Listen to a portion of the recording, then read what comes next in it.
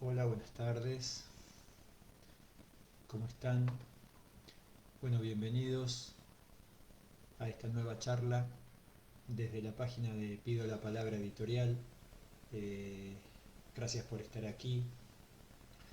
Vamos a esperar unos segunditos a que se sumen algunas compañeras y compañeros más. La idea hoy es hablar sobre estados, banderas e identidades. Se acerca una fecha muy significativa para la escuela argentina, que es el Día de la Bandera, y que muchas veces provoca conflictos, sobre todo últimamente, eh, al intentar muchas compañeras y compañeros modificar el sentido histórico que esta fecha ha tenido para la escuela argentina. El sentido de esta charla va a ser intentar que reflexionemos juntos respecto de esta fecha, respecto de la escuela, de nuestra historia y de algunas ideas que tenemos naturalizadas respecto de la cuestión del Estado, de las naciones, del concepto de patria, de las banderas, cuestiones que muchas veces aparecen cristalizadas. La idea es justamente empezar a reflexionar y a desnaturalizar alguna de estas ideas. Así que bueno, vamos a empezar esta charla esperando algún minutito más, que se sumen algunas compañeras y compañeros para dar comienzo a esta charla. Bueno, contarles que desde Pido la Palabra Editorial acabamos de editar hace poco tiempo el libro El pueblo mapuche, una nación, que justamente trata desde su título esta cuestión y tiene un capítulo específico referido a la diferencia entre las naciones y los estados. Eh, y bueno, esta intervención, esta charla tiene mucho que ver con el trabajo que hemos realizado con el compañero Hugo Álvarez para escribir este material que bueno, ya está circulando en toda la Patagonia y esperemos que próximamente en Buenos Aires y en otras ciudades del país.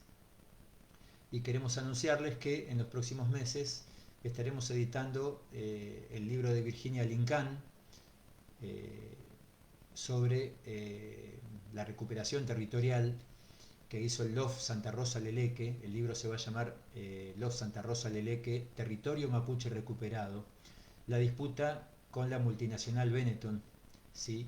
Que es la historia de Rosa Nahuelquir y Atilio Curiñanco, contada por ellos mismos, de cómo fue que recuperaron ese territorio que en realidad nunca perteneció a la multinacional Benetton. Bueno, pasados estos avisos cortitos, vamos a dar comienzo a esta charla. Ya tenemos más de 60 compañeros en vivo, así que vamos a comenzar. En primer lugar, me parece que tratándose de una charla referida al tema de los estados, las banderas y las identidades, lo primero que tenemos que hacer es desnaturalizar algunas cuestiones. Nosotros en general venimos con la idea y actuamos en la escuela todo el tiempo suponiendo que esta realidad que vivimos existió siempre. Es decir, que escuelas existieron siempre, que el Estado existió desde siempre, que esta realidad existió desde siempre. Bueno, empecemos por historizar esta cuestión, porque historizar justamente nos va a llevar a desnaturalizar esta idea. ¿Por qué lo estamos diciendo? Porque si pensamos en los años que tiene la existencia humana sobre la Tierra, que según algunos investigadores tiene aproximadamente 300.000 años sobre la Tierra, repito, 300.000 años, el Estado, como tal, es un invento muy reciente, muy pero muy reciente en la historia de la humanidad. Comparemos 300.000 años de historia sobre la Tierra, de historia de los seres humanos sobre la Tierra, y apenas 6.000 años de existencia de los estados, ¿sí? No estamos hablando de los estados como los conocemos hoy, estamos hablando de los primeros estados, es decir, de los estados de la Mesopotamia, de Egipto, ¿sí? Del estado chino, es decir, de los estados más antiguos del planeta. Los estados modernos son de hace apenas 200, 250 años, que para la historia no son absolutamente nada, es decir, la forma actual que adopta el Estado es absolutamente reciente en la historia. ¿Qué quiero decir con esto? Que a lo largo del 99% de la historia de la existencia de los seres humanos sobre la Tierra, los seres humanos se organizaron sin un Estado, sin la existencia de un Estado, sin escuelas, sin bancos, sin policías. Es decir, actualmente cuando dos personas están en desacuerdo sobre algún tema, muchas veces una de ellas recurre a la justicia para ver quién tiene razón. Los chicos van a instituciones escolares. Pero bueno, todo esto durante miles y miles de años los seres humanos lo resolvieron de otra manera. Entonces, en primer lugar, saquémonos la idea de que el Estado existió siempre, ¿no es cierto? Hubo un tiempo muy pero muy largo, la mayor parte del tiempo de existencia de los seres humanos sobre la Tierra, en que el Estado no existió, sencillamente. ¿Y cómo se organizaban las sociedades? Bueno, en muchos casos eran las relaciones de parentesco la base de la organización social, es decir, bandas, clanes, tribus. Eran sociedades relativamente igualitarias, basadas en las habilidades, ¿sí? En las que los liderazgos eran informales y provisorios. Los conflictos se resolvían a través de mediaciones, que en general llevaban adelante los más ancianos. El Estado apareció mucho después, cuando los seres humanos descubrieron la agricultura, es decir, cuando empezó a aparecer un excedente. Y al aparecer ese excedente, empezaron a aparecer las divisiones. La división entre el trabajo manual y el trabajo intelectual. La división entre aquellos que cuidaban ese excedente y aquellos que lo producían. La división entre los que vivían en los incipientes centros urbanos y los que vivían en el campo. Así aparecieron las primeras ciudades. Y así es que apareció el Estado y las primeras leyes, ¿sí?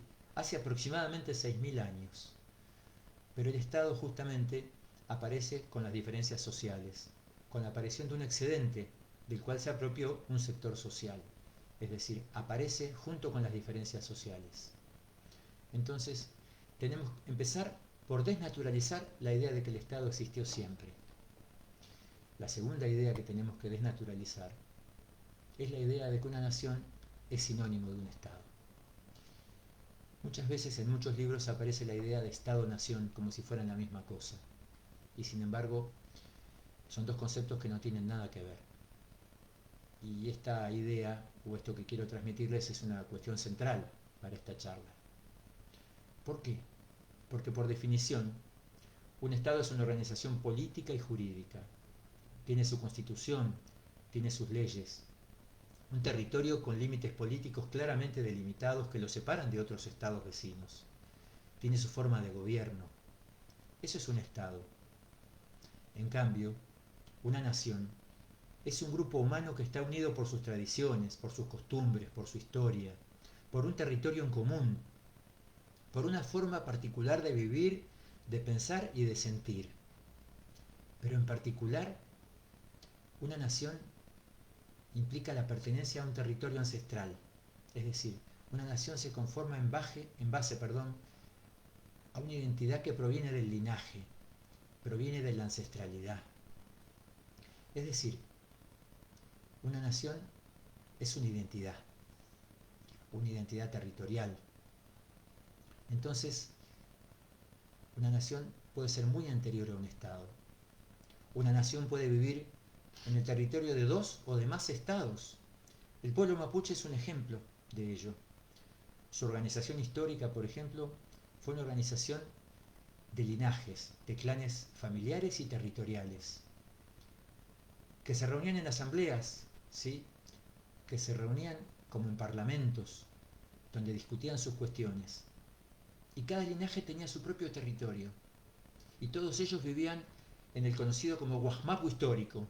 El Wahmapu histórico ocupaba, en realidad, Chile y Argentina ocuparon el territorio del Wahmapu histórico. Es decir, estamos hablando desde el sur de la provincia de Córdoba, el sur de la provincia de Mendoza, casi toda la provincia de Buenos Aires, toda la provincia de Neuquén, toda la provincia de Río Negro, gran parte de la provincia de Chubut y hasta una parte de la provincia de Santa Cruz. Ese era el territorio de la nación mapuche, ¿sí? Los actuales estados argentino y chileno se constituyeron sobre la base de esa nación, es decir, sobre ese territorio, sobre ese Wahmapu histórico. Hay naciones que viven en el territorio de 2 o más estados. Por ejemplo, el pueblo kurdo. El pueblo kurdo vive, por ejemplo, en el territorio de 4 naciones, de 4 estados, perdón. Turquía, Irán, Irak y Siria. Es decir, el Kurdistán es una nación, es un territorio, pero actualmente es un territorio que está dividido en 4 legislaciones distintas, en 4 organizaciones estatales diferentes, y ocupan fracciones del territorio de 4 estados. Pero además tenemos estados que contienen a varias naciones. El caso de España, por ejemplo. En España, por ejemplo, habitan los gallegos, habitan los vascos, habitan los catalanes, los andaluces, los valencianos, y cada uno de ellos se reconoce como una nación. El caso más conocido de estos es el caso de los vascos, que han luchado por muchos años, incluso han pedido la independencia del Reino de España, ¿sí? Y ha tenido fuertísimos conflictos con el Estado español. Digo, no estamos diciendo nada que no esté reconocido académicamente. Una nación es una identidad territorial, una identidad ancestral, un sentimiento en común, un idioma en común, una forma de pensar y de vivir en común. Y un Estado es una organización política. Es decir, tenemos que poder empezar a separar, primero que nada, estos dos conceptos. Dentro de la organización estatal hay estados que aceptan la existencia de más de una nación y estados que no. Y ahí encontramos toda una serie de grises, ¿sí? Por ejemplo, hace unos años atrás, en Bolivia, se reformó la Constitución Nacional y se conformó el Estado Plurinacional de Bolivia. Les pido que me digan si se escucha bien, porque por ahí estoy hablando muy bajo y no se escucha. A ver, voy a detenerme un momentito a mirar el chat. Pareciera que se está escuchando bien. Les pido que me escriban, por favor, si te está escuchando bien, porque no estoy seguro. ¿Sí? Estaba comenzando a decir que hay estados que aceptan la existencia de distintas naciones y estados que no. Y encontramos, bueno, algunos dicen que se escucha muy bajo y otros dicen que se escucha bien. Voy a tratar de acercar el micrófono. A ver, si acerco el micrófono. Ahí se escucha un poco mejor. Voy a tratar de subir el volumen un poco más. Bueno, trato de subir un poco mi volumen. De acuerdo. Bien. Algunas personas dicen que se escucha bien, otros que se escucha bajo. Subo un poquito el volumen para que todos puedan escuchar bien. Estaba diciendo entonces que hay estados opresores y estados pluralistas. Perdón. ¿Qué quiero decir con estados opresores y estados pluralistas? Quiero decir que hay estados que reconocen la existencia de otras naciones a su interior. Es decir, tomo el ejemplo del Estado Plurinacional de Bolivia, ¿no? El Estado Plurinacional de Bolivia reformó su constitución hace unos pocos años y dice, por ejemplo, lo siguiente: la Constitución Nacional del Estado Plurinacional de Bolivia. Dice: Bolivia se constituye en un Estado unitario, social, de derecho, plurinacional, comunitario, libre, independiente, soberano, democrático, intercultural, descentralizado y con autonomías. Estoy leyendo la Constitución actual del Estado Plurinacional de Bolivia. Bolivia se funda en la pluralidad y el pluralismo político, económico, jurídico, cultural y lingüístico, dentro del proceso integrador del país. Dada la existencia precolonial de las naciones y pueblos indígenas originarios, campesinos y su dominio ancestral sobre sus territorios, se garantiza su libre determinación en el marco de la unidad del Estado, que consiste en su derecho a la autonomía, el autogobierno, a su cultura, al reconocimiento de sus instituciones y a la consolidación de sus entidades territoriales, conforme a esta Constitución y a la ley. Bueno, acabo de leer el preámbulo de la Constitución del Estado Plurinacional de Bolivia, ¿no es cierto? Bueno, el caso de Ecuador es un estado parecido. Hay estados que no aceptan en absoluto la existencia de varias naciones a su interior. El caso argentino es un caso intermedio. Los casos de Bolivia y Ecuador son casos donde se ha logrado la plurinacionalidad. En Chile hace poco hubo una asamblea constituyente donde se hizo lugar a la presencia de constituyentes provenientes del pueblo mapuche y tenemos la esperanza de que se pueda avanzar hacia la constitución de un Chile plurinacional. Y por supuesto aspiramos a que la Argentina se convierta en un Estado plurinacional, pero esta no es la situación actual. Entonces vamos al contexto del Estado argentino, ¿no es cierto? Porque nuestro Estado no se conformó en absoluto como un Estado plurinacional, sino todo lo contrario. El contexto de la formación del Estado argentino es el de fines del siglo XIX, el contexto del modelo agroexportador. Y tenemos que decir que en el caso argentino no hubo una nación que precediera al Estado.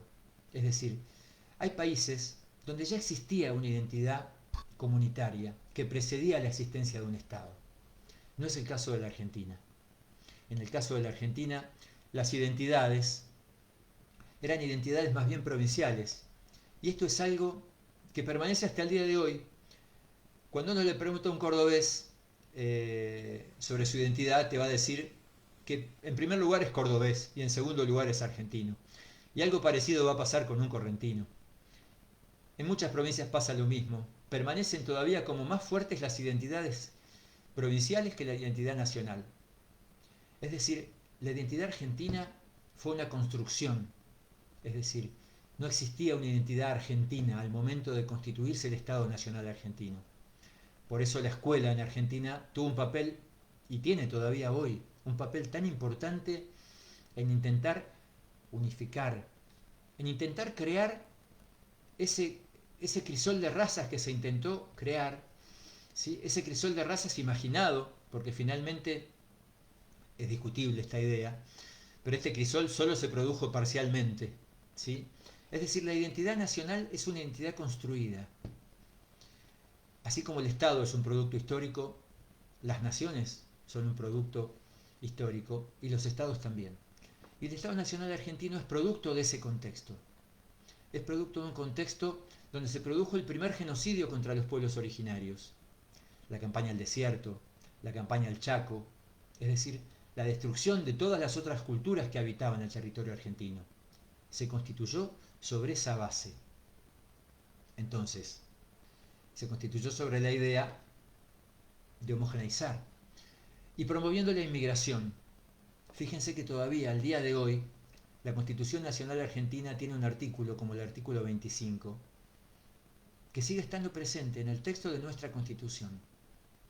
El artículo 25 dice textualmente: el gobierno federal fomentará la inmigración europea y no podrá restringir, limitar ni gravar con impuesto alguno la entrada en el territorio argentino de los extranjeros que traigan por objeto labrar la tierra, mejorar las industrias e introducir y enseñar las ciencias y las artes.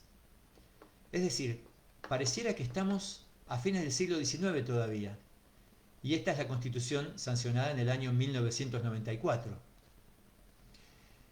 Digo, esta es nuestra Constitución. A la Argentina entre 1880 y 1930 vinieron millones de inmigrantes, italianos, españoles, sirios, libaneses, polacos, rusos, alemanes, galeses y de muchas nacionalidades, que llegaron a ser una parte importante de la población total. En las últimas décadas además llegaron otras migraciones, desde China, desde Senegal, desde Corea y desde otros lugares. Desde la escuela, desde el principio se intentó argentinizar al conjunto de la población, homogeneizar esta diversidad y disciplinarla a partir de este modelo que miraba hacia Europa, donde todo lo positivo era lo europeo y todo lo originario era atrasado, era salvaje, era incivilizado. Todavía hoy se afirma que nuestro país es un crisol de razas, es decir, un recipiente donde se fundieron todas las identidades en una identidad nueva, la identidad argentina. Sin embargo, esa identidad nueva tiene rasgos blancos y europeos, porque es la identidad deseada, la identidad que desearon los fundadores de este Estado argentino. ese crisol de razas en realidad, cuando se dice bajamos de los barcos, lo que se está haciendo es invisibilizar a todos los no blancos. Es decir, se está ocultando a los pueblos originarios. Se esconde a todos aquellos que tienen ancestros africanos. Y lamentablemente tenemos que decir que es el origen del racismo que hoy todavía sigue muy presente en la sociedad argentina, cuyo ejemplo más claro es, por ejemplo, la expresión negros de mierda, que lamentablemente seguimos escuchando muchas veces en buena parte de la población argentina. Entonces, es decir, no estamos negando la identidad argentina, no estamos negando la bandera argentina. Es una construcción que tiene más de 100 años. Entonces, lo que estamos diciendo es que no podemos invisibilizar, la existencia de otras culturas, de otras naciones y de otras identidades. En este sentido, la escuela cumplió un papel central, como una herramienta clave de lo que llamamos como epistemicidio. ¿Qué queremos decir cuando hablamos de epistemicidio? Estamos hablando de la eliminación, de la invisibilización de todas las demás culturas que no eran la cultura dominante, que no eran la cultura europea, la ciencia europea, las ideas del positivismo. Es decir, en este objetivo de argentinizar a la población y de imaginar un crisol de razas blanco y europeo, de desear que llegaran a la Argentina pobladores del norte europeo y de esconder, de ocultar la existencia de los pueblos originarios, del genocidio primero, del etnocidio y del epistemicidio de los pueblos originarios, la escuela fue una herramienta central en este sentido. La escuela además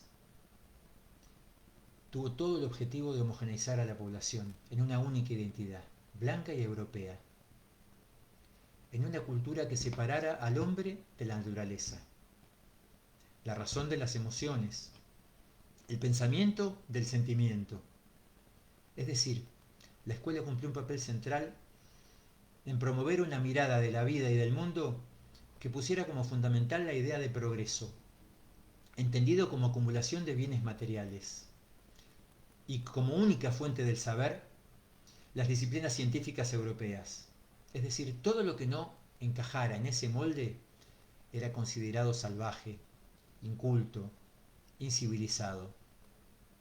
Bueno, en este momento, con la pandemia que estamos viviendo, podemos ver perfectamente a dónde nos está llevando este paradigma civilizado.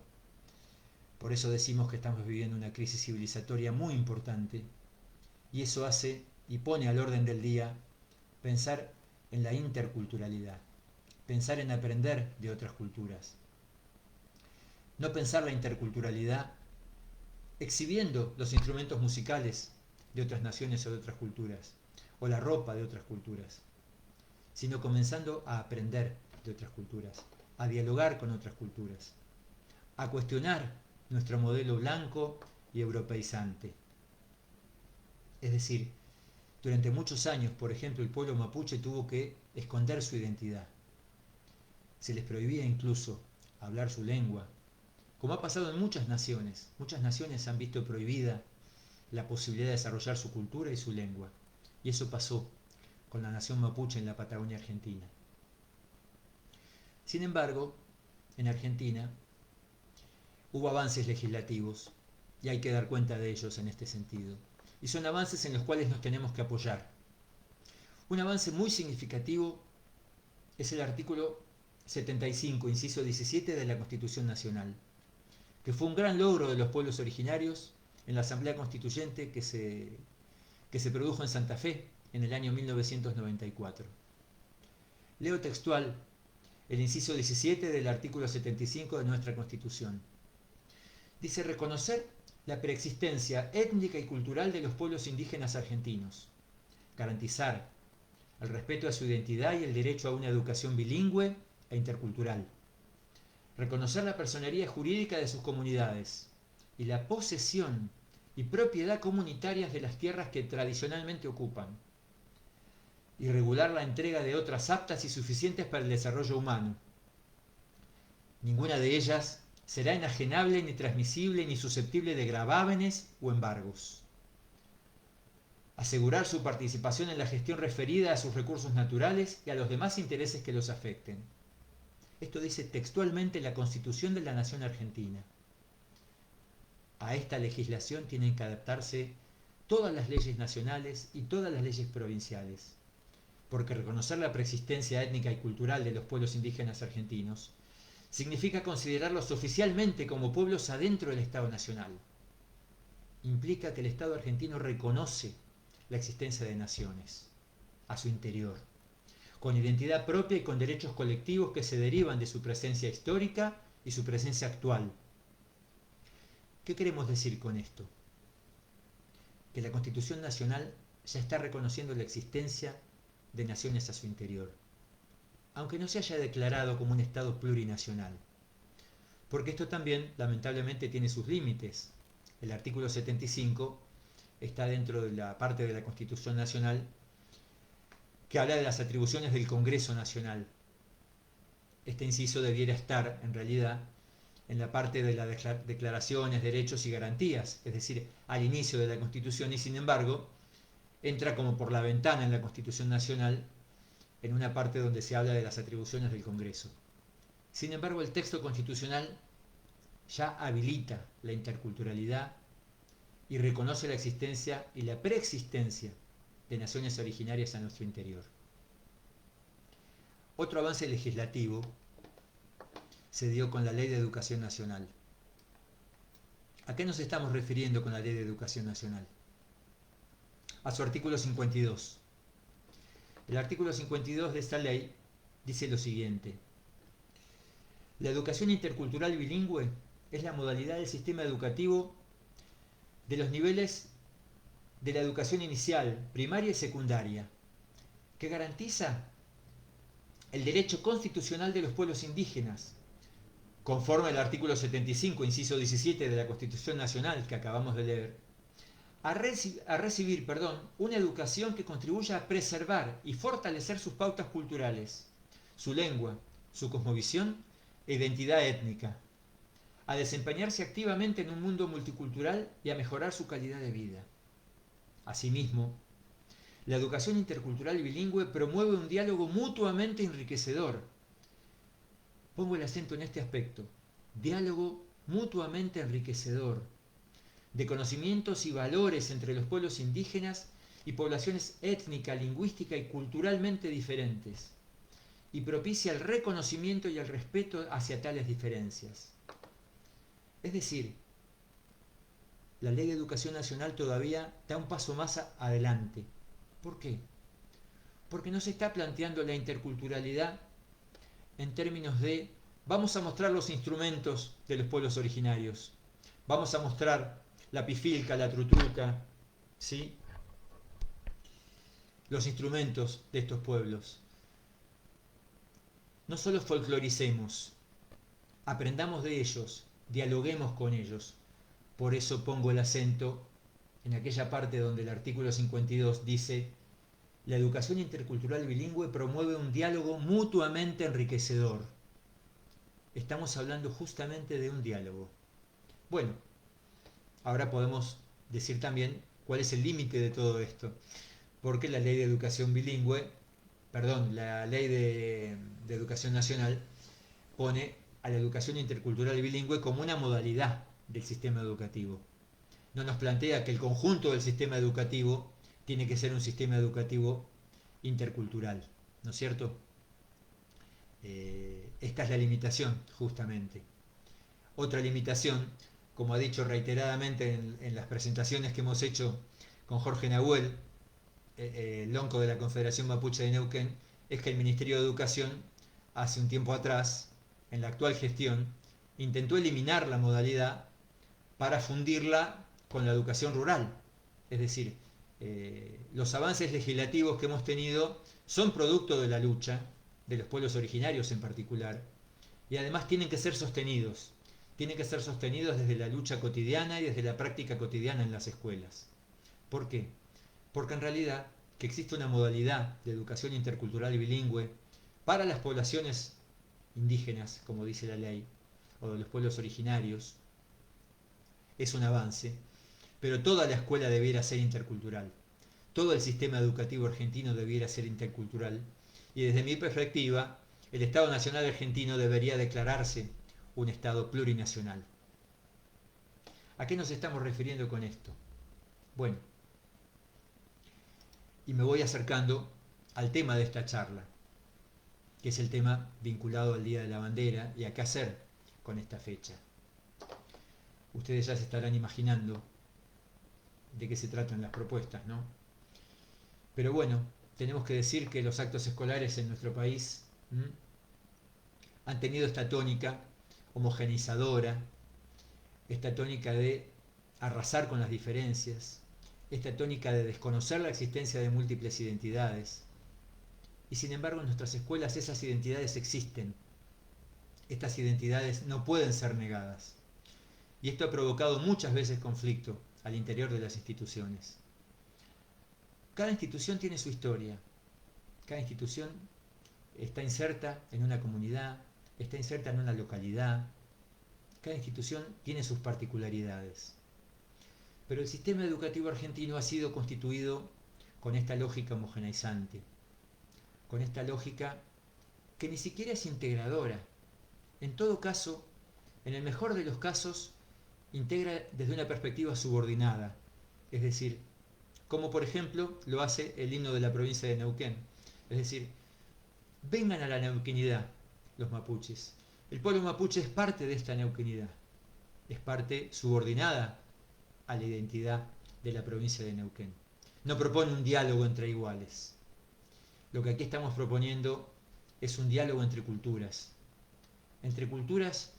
donde hay que discutir qué cultura es la civilizada y cuál es la cultura bárbara. Porque realmente, con esta pandemia yo me pregunto, ¿quiénes son los civilizados? ¿Y quiénes son los bárbaros? ¿Quiénes son los salvajes? Muchas veces cuando transito por las calles de la ciudad de Neuquén y veo el individualismo que hay en la vida cotidiana de las personas, me pregunto, ¿quiénes son los bárbaros y quiénes son los salvajes? ¿No? Y me inclino a pensar que los pueblos originarios son los civilizados y los salvajes somos nosotros. Y me inclino a pensar que tenemos mucho que aprender de los pueblos originarios. Y en este sentido es que van a ser las propuestas que quiero hacer. Bueno, vamos entonces al objeto de esta charla. Llevamos ¿cuántos minutos? Bueno, el chat está abierto, así que desde ya acepto las dudas, las preguntas, los disensos, todas las cuestiones que se quieran plantear. Estoy abierto a que pensemos juntos, a que discutamos, a que no coincidamos. La cuestión es qué hacer para este Día de la Bandera, ¿no es cierto? ¿Qué podemos hacer? ¿Sí? Cuando desde la legislación se acepta la existencia de otras naciones, se acepta la existencia de otras identidades, pero se da predominancia obviamente a la bandera argentina, a la nacionalidad argentina. Podemos hacer dos cosas, básicamente: reproducir el modelo hegemónico vigente o dar pasos más lentos, más rápidos, de acuerdo al contexto, de acuerdo a la institución en la que estemos trabajando, hacia una escuela intercultural. Intercultural de verdad. Intercultural en términos de diálogo de culturas. Intercultural en términos de aprender de lo que nos dicen las otras culturas que están presentes en la escuela. No folclóricamente, no solamente desde sus costumbres, sobre todo desde su cosmovisión, desde su modo de pensar y de vivir. ¿Qué simboliza una bandera? Bueno, a lo largo de la historia, las naciones han tenido su bandera y los estados han conformado su bandera. Pero no ha sido siempre la misma. Nuestra actual bandera celeste y blanca tuvo muchas modificaciones. De hecho, la bandera que Belgrano hizo jurar en Santa Fe, en San Lorenzo, no es la bandera actual, no es la bandera que se reconoce hoy como la bandera oficial de la República Argentina. Cuando Belgrano hizo jurar esa bandera, la República Argentina no existía, ¿sí? La nación argentina es el producto de un proceso de conformación que duró aproximadamente 70 años. Y el Estado Nacional Argentino, tal como lo conocemos, podemos decir que está conformado hacia la década de 1880, es decir, el país que hoy conocemos es el país producto del genocidio de los pueblos originarios. La patria, el Estado Nacional Argentino, es el producto de ese genocidio. Y las dos instituciones fundamentales de ese Estado Nacional Argentino que se constituyó después del genocidio de los pueblos originarios fueron justamente el Ejército Nacional y la escuela. El ejército para ejercer la coerción y para eliminar todo rastro de resistencia interior, que no era solamente la existencia de los pueblos originarios, sino la resistencia de los caudillos provinciales que se negaban a la constitución de este Estado Nacional Argentino. Así que el ejército es la primera institución, la columna vertebral de este Estado que se conformó hacia 1880. Y la escuela es la otra institución, la que tenía que ver con lograr el consenso y con fabricar, con inventar esta identidad argentina. El testimonio histórico de los diálogos, por ejemplo, entre Alberdi, Sarmiento y Mitre, respecto de quiénes tenían que ser los próceres de este país, es muy interesante, porque hasta los próceres fueron discutidos y elegidos, ¿sí? Bueno, justamente Rosas no aparece como un prócer de la nacionalidad argentina, ¿sí? Por eso la corriente histórica revisionista protesta y dice, bueno, Rosas fue un personaje muy importante de la nacionalidad argentina. Fueron elegidos estos próceres, fueron producto de un diálogo y de una construcción. Es decir, lo primero que tenemos que hacer es desnaturalizar todas estas ideas.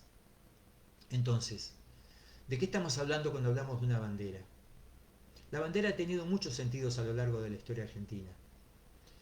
Muchas veces, en épocas de dictaduras militares, la bandera y la idea de patria fueron identificadas fuertemente con el ejército, con la defensa nacional, con el rechazo al extranjero, es decir, con la idea de un nacionalismo, casi les diría con un nacionalismo con Z, es decir, de un nacionalismo que rechaza otras identidades y rechaza la existencia de otras nacionalidades, con un anti, es decir, ha sido una herramienta para unificar a la población argentina, como hizo la dictadura militar cuando lanzó la Guerra de las Malvinas, con ese objetivo, unificar a la población argentina alrededor de la idea de patria, de nacionalidad. La Guerra de las Malvinas es un ejemplo perfecto de cómo los militares intentaron alrededor de esta idea de nación y de patria salvar su pellejo. No lo consiguieron. Pero la patria ha tenido muchos sentidos a lo largo de la historia. Bajo los gobiernos peronistas, por ejemplo, la idea de patria fue identificada con los trabajadores, con la comunidad organizada. Es decir, la patria ha cambiado de sentidos según los gobiernos y según las épocas. Por ejemplo, durante la década del 30, en que a nivel mundial había una predominancia fuerte de los nacionalismos, es aquí que se institucionalizan los rituales actuales que tenemos en la escuela. Son provenientes de esa época. Y es así que la escuela es depositaria del trabajo de constituir la idea de nacionalidad en la niñez y en la juventud argentina. De ahí surge esa promesa a la bandera tradicional que hablaba de que no iremos detrás del carro triunfal de ningún vencedor de la patria. No sé si lo recuerdan, pero yo lo recuerdo de mi escuela primaria perfectamente. Esta es la pregunta entonces. ¿De qué bandera estamos hablando cuando hablamos del Día de la Bandera? ¿Tenemos que hablar del Día de la Bandera? ¿O podemos empezar a hablar del Día de las Banderas? ¿O podemos sumar otras banderas a la bandera oficial, la bandera nacional? Y comenzar a reconocer la existencia de otras identidades en nuestra escuela y en nuestro territorio. Es decir, ¿de qué nación hablamos? ¿Hablamos de una nación, de un Estado y de una bandera que contienen todas las identidades? ¿O de una bandera que rechaza las identidades diferentes y las culturas diferentes? Es decir, ¿estamos marcando un límite o estamos incluyendo?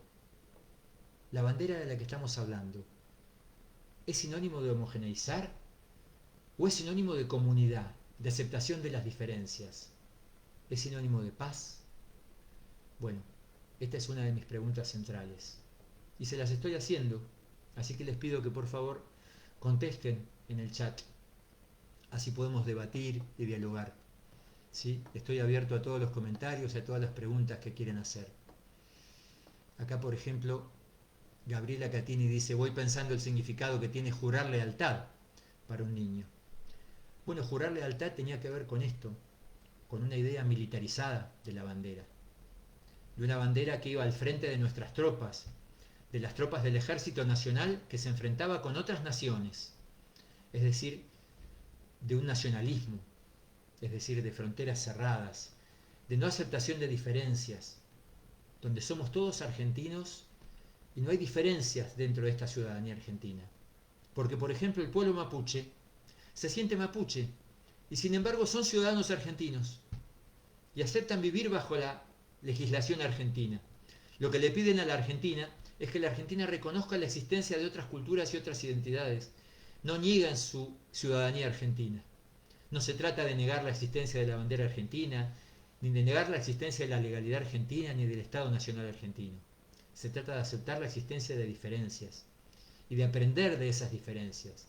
De verdad de hacer, como dice la Ley de Educación Nacional, un diálogo entre culturas.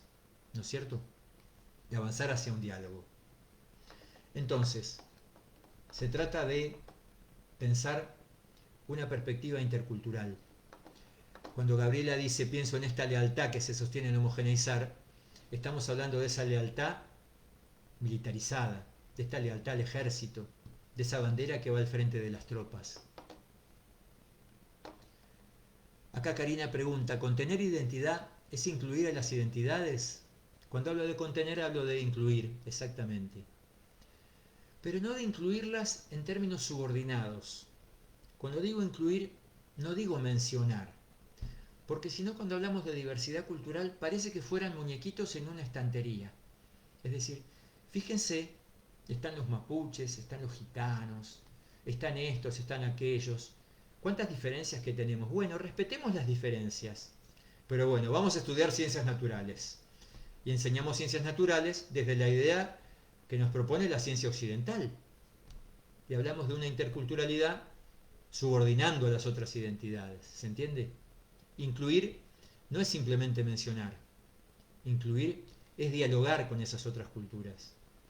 Es empezar a socavar los cimientos mismos de la escuela tal como la conocemos. Porque la escuela fue constituida con el objetivo de homogeneizar. Entonces, ¿qué queremos decir con esto? Estamos hablando de otra cosa. No de mostrar que existen distintas identidades, sino, por ejemplo, de incluir los saberes. Por ejemplo, el mapuche quimun, el mapuche raquiduam. Es decir, dejar de separar el pensamiento del sentimiento. Dejar de separar lo racional de lo emocional. Empezar a dejar de pensar que nuestra cultura es superior a las otras. Empezar a posicionarnos en el lugar de cuestionarnos quiénes son los civilizados y quiénes son los bárbaros. Y empezar a pensar que esas culturas originarias, que históricamente despreciamos, invisibilizamos y dejamos de lado, tienen muchísimo para aportarnos.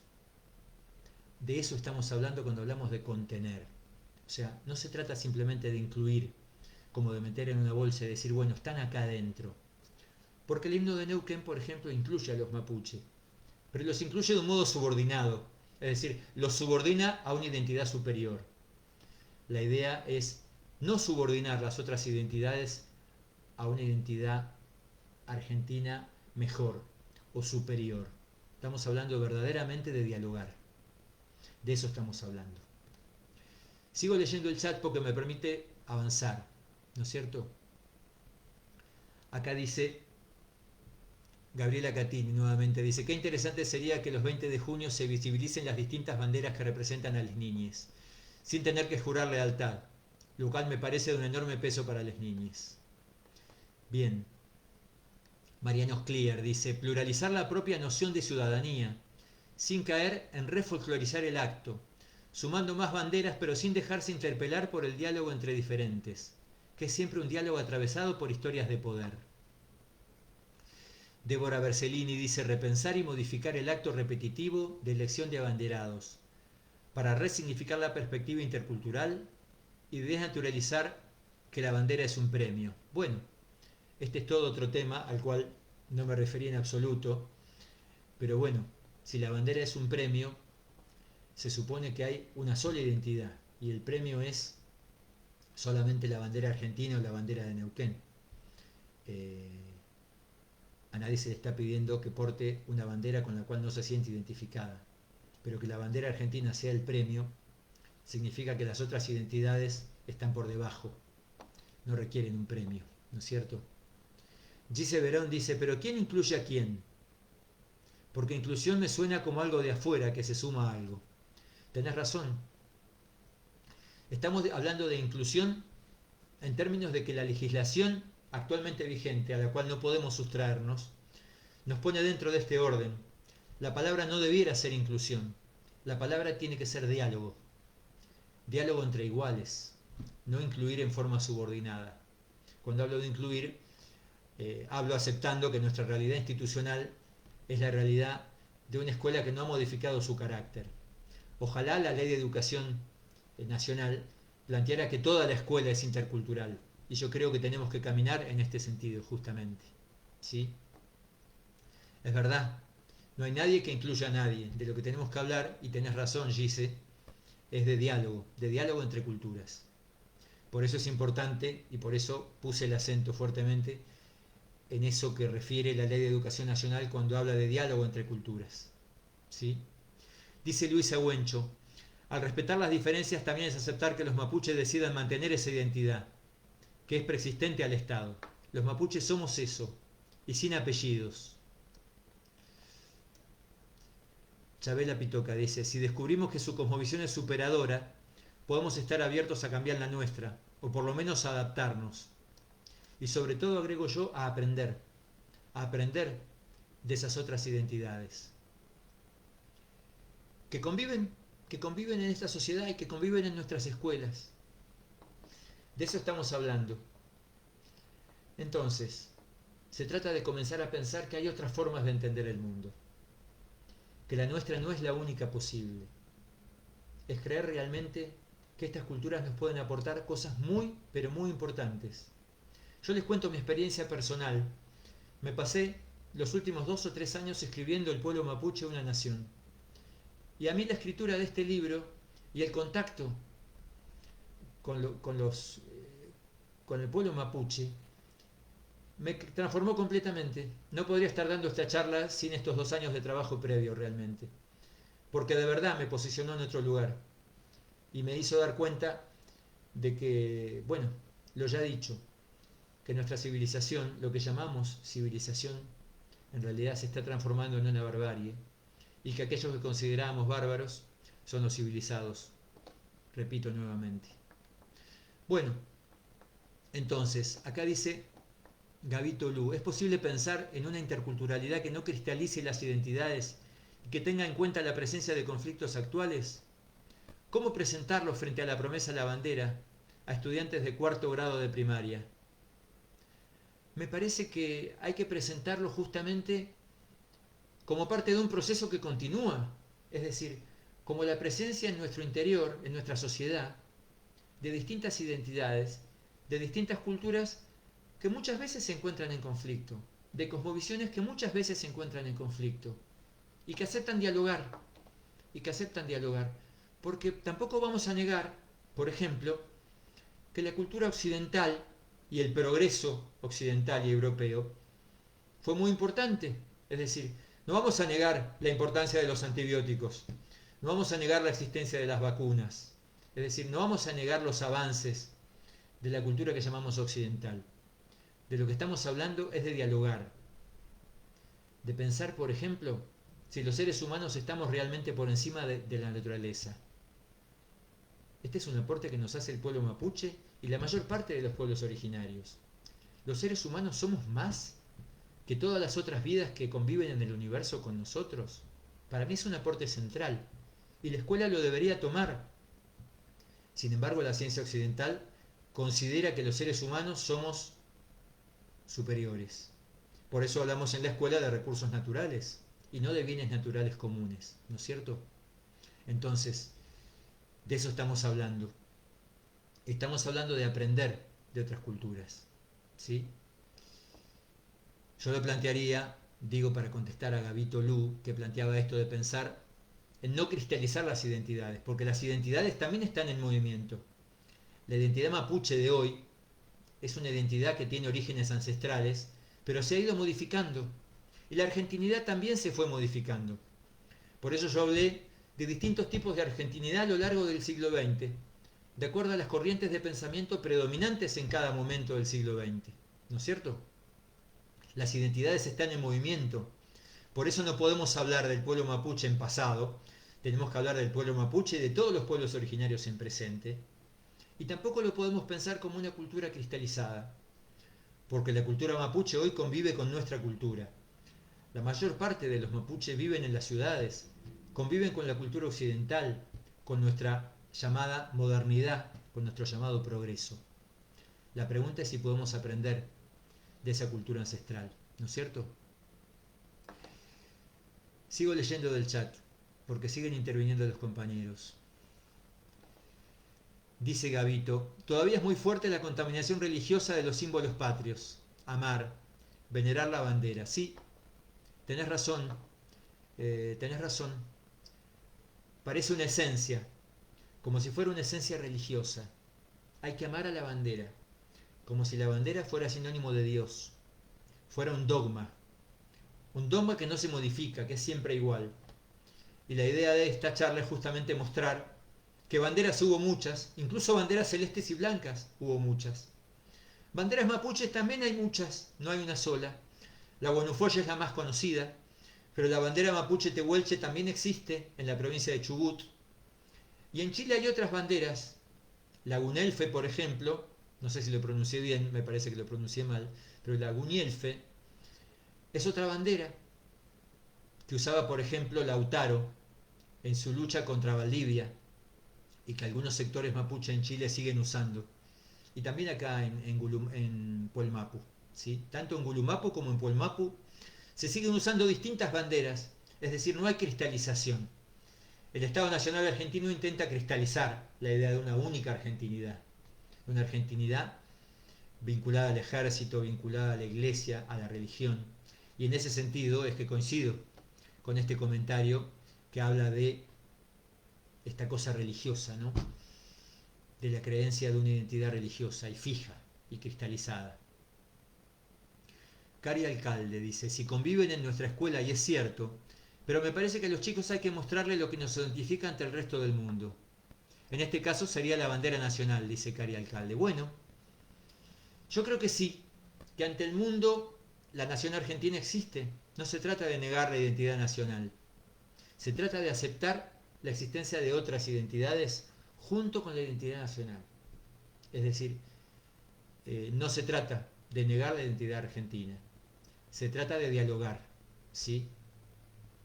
Lo que pasa es que uno podría perfectamente aceptar una identidad argentina, del Estado Nacional Argentino, plurinacional.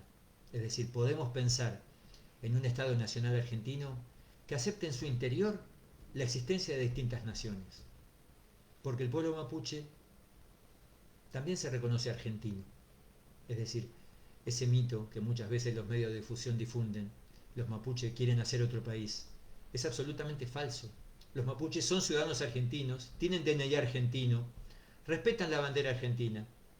Se pide simplemente que en la escuela se contengan otras identidades, además de la identidad argentina y nacional.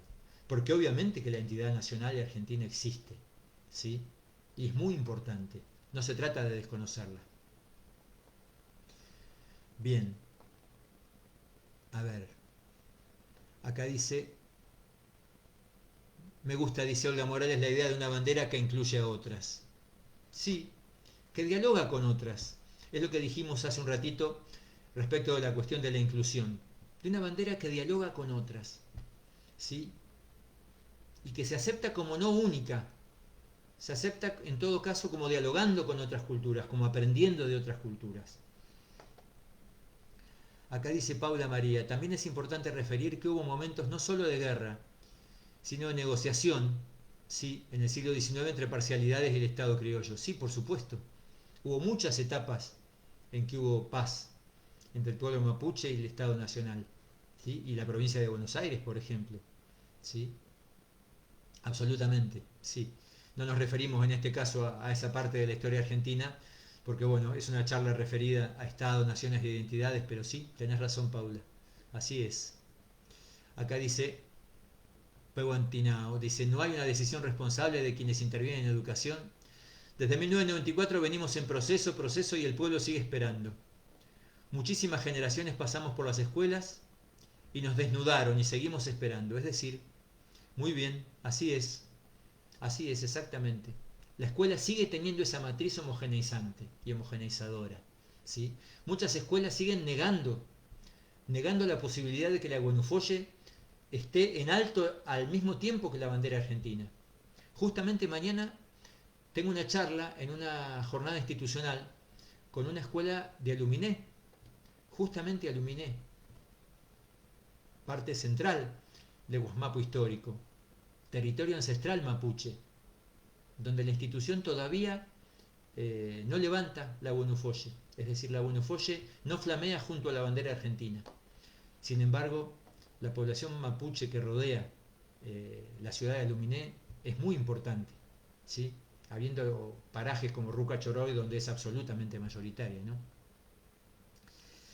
Si bien es cierto, dice Cari, que en cuarto grado se estudian los pueblos originarios. Así es, por eso podríamos enseñar a establecer ese diálogo entre culturas, ¿no? Bueno, no sé cuánto tiempo llevamos de charla, son casi las 8, se hizo larga.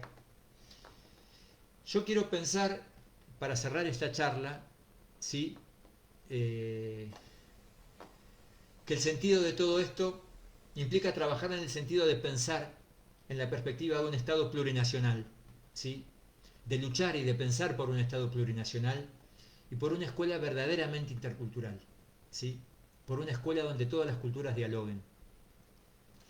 Quería terminar con una referencia a nuestro trabajo, porque nuestro trabajo en este sentido, y cuando me refiero a pensar una escuela verdaderamente intercultural, y no con el título de intercultural, es decir, no simplemente mostrando la diversidad como en una estantería del supermercado, sino dialogando verdaderamente con el pensamiento de las otras culturas y cuestionando y deconstruyendo nuestras propias ideas, ¿sí? Es una tarea profundamente política y político-pedagógica, ¿sí? Y cuando digo político me refiero al mejor sentido de lo político. Hay un pensador, un pedagogo, que yo sigo mucho y se llama Isabelino Siede, que tiene un libro que se llama La educación política, justamente. Y con una frase de él quería terminar y cerrar esta charla. Y dice lo siguiente. Quien elige enseñar, dice Isabelino Siede, solo puede sostener su tarea si mantiene abierta la convicción de que vale la pena conocer el mundo y que cada niño es merecedor de ese legado. Así como también si sostiene la idea de que el mundo puede ser mejor de lo que ha sido. Y esta transformación no está en sus manos. Pero sí está en sus manos dar herramientas para que otros construyan.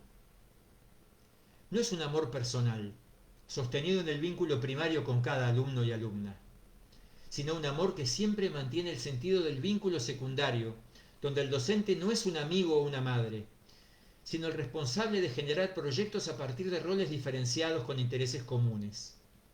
Es un amor político que se parece mucho a la justicia, dice Isabelino Siede. Es decir, tratemos de pensarnos como actores políticos. Tratemos de pensar que nuestros niños y niñas son merecedores de este legado y son merecedores de un mundo mejor en este momento de pandemia, provocada justamente por el desequilibrio entre nuestra sociedad y la naturaleza. Pensemos que una escuela intercultural puede hacer que este mundo sea un mundo mejor, ¿sí? Bueno, con esto me despido. Hasta la próxima charla y les agradezco muchísimo, muchísimo su presencia. Muchísimas gracias.